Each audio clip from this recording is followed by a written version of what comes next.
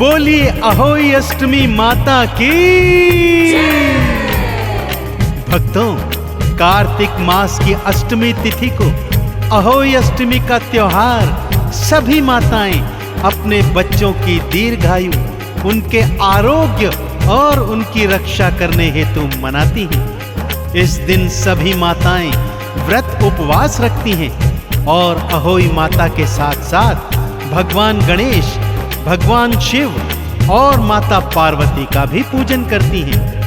यद्यपि यह उपवास अत्यंत कठोर होता है क्योंकि इसमें निर्जला रहना पड़ता है, तथापि इस उपवास को विधि पूर्वक करने वाली माताओं की संतानें दीर्घायु होती हैं तथा जीवन में आरोग्य, यश, वैभव, कीर्ति और धन धान प्राप्त करती हैं। तो आइए सुनते हैं अहोई अष्टमी की पावन संगीतमय कथा।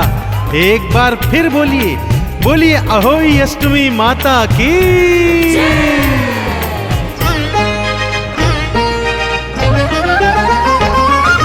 भक्तों, अहोई अष्टमी पावन ये त्योहार है, संसार की माताएं तो करती जय जयकार है।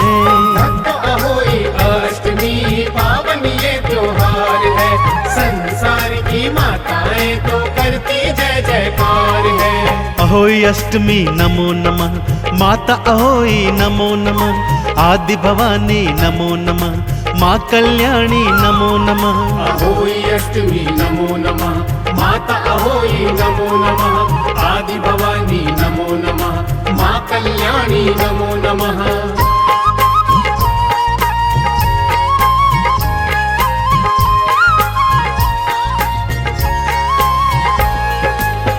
भक्तजनों, अहोई माता की कथा श्रवण से पूर्व 7 तरह के अनाज के दाने अपने हाथों में धारण कर लीजिए और कथा के पश्चात यह दाने गौ माता को खिला दें। कथा कुछ इस प्रकार से है भक्तों।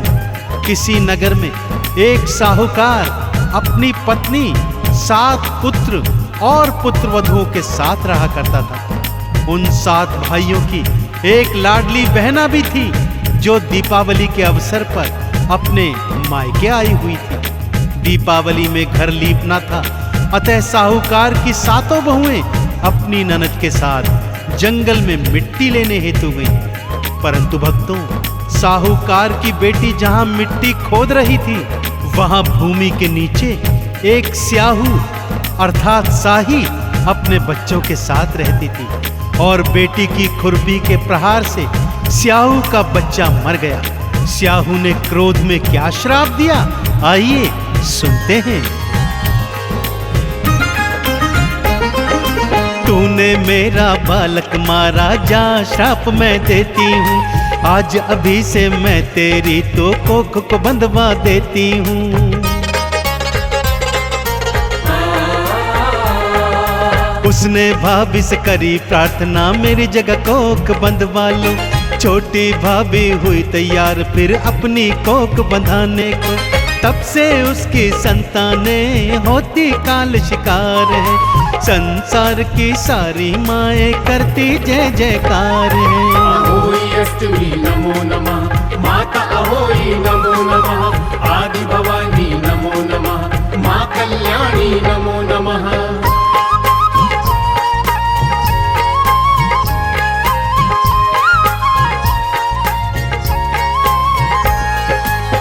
सबसे छोटी बहू की कोख स्याऊ माता ने बांध दी। उसके 7 वर्षों में 7 पुत्र हुए भक्तों, लेकिन वो 7 दिन के होते ही मर जाते थे। पंडित जी से उपाय पूछा तो उन्होंने बताया कि सुरही गाय की सेवा ही कल्याण का एकमात्र मार्ग बचा है। बहू सुरही गाय की सेवा करने लगी। सुरही गाय बहू की सेवा से प्रसन्न हुई। उससे सेवा का कारण पूछा तो बहू ने स्याहू द्वारा कोख बंधवाने की सारी बात बता दी। सुरही छोटी बहू की कोख खुलवाने हेतु उसे 7 समुंदर पार स्याहू से मिलवाने ले जाती है। मार्ग में जब वो थक कर एक वृक्ष के नीचे विश्राम कर रहे होते हैं, तब क्या होता है, आइए सुनते हैं।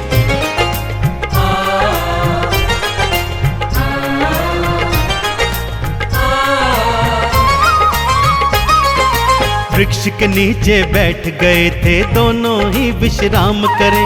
एक सांप फिर बहू ने देखा, नैना उसके खुल गए। कहीं ये गरुड़ पंखिनी के बच्चों को ना खा जाए। मार दिया बहू ने सांप को, रक्त दिया फिर बिखराए। गरुड़ पंखिनी क्रोध में कर देती प्रहार है। संसार की सारी माएं करती जय जयकार है। अहोई अष्टमी नमो नमः, माता अहोई नमो नमः। आदि भवानी नमो नमः, माँ कल्याणी नमो नमः।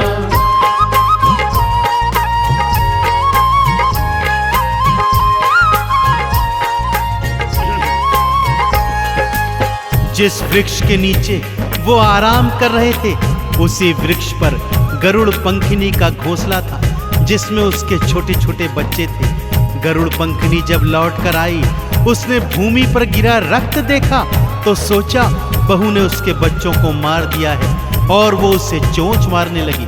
परंतु जब बहू ने सत्य बताया तो गरुड़ पंखिनी लज्जित हुई और प्रसन्न होकर उपकार स्वरूप उन्हें अपने पंखों पर बिठाकर 7 समुद्र पार स्याहू माता से मिलवाने ले गई। सुरही गाय ने जब स्याहू से मुलाकात की तो दोनों बहुत प्रसन्न हुई। छोटी बहू ने भी स्याहू माता को प्रणाम किया और जब तक वो वहां रही उनकी सच्चे हृदय से सेवा करती रही। कुछ दिन बाद जब दोनों वापस आने लगे तो बहू ने स्याहू माता के एक बार फिर चरण छुए। स्याहू माता ने उसे 7 पुत्र और 7 पुत्र वधुओं का आशीर्वाद दिया। तब बहू ने रो रो कर बताया कि माँ, आपने तो मेरी कोख बांधी हुई है, भला आपका वरदान फलीभूत कैसे होगा। सुरही गैया से मिल करके स्याहू माँ प्रसन्न हुई। छोटी बहू भी स्याहू माँ की भक्तों सेवा करने लगी।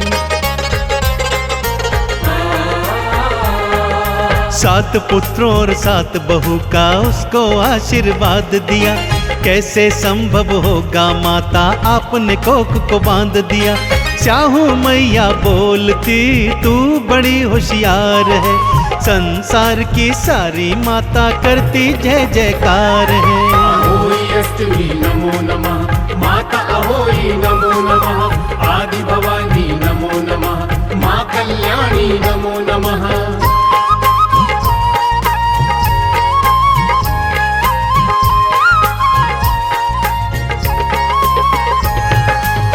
स्याहू माता बोली, अरे तू तो बड़ी होशियार है, पर जा, मेरा वरदान भी खाली नहीं जाएगा। तू घर जाना, अहोई अष्टमी का व्रत रखना, 7 भोग बनाना, 7 कढ़ाई करना, तारों को अर्घ्य देकर माँ का पूजन अर्चन कर एक समय भोजन ग्रहण करना।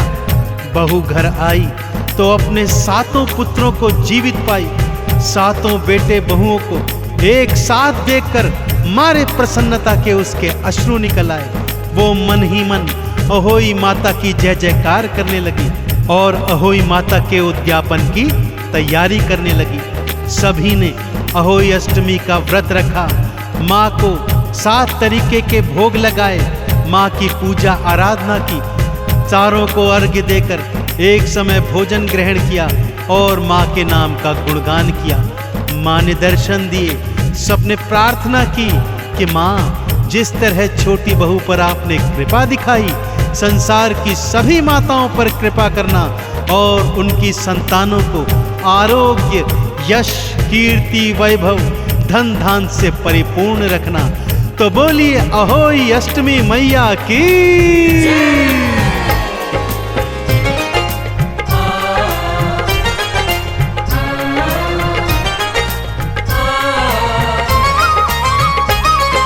सुबह सवेरे स्नान ध्यान से जल्दी निवृत्त हो जाना, निर्जला उपवास रखना, अहोई माता को ध्याना।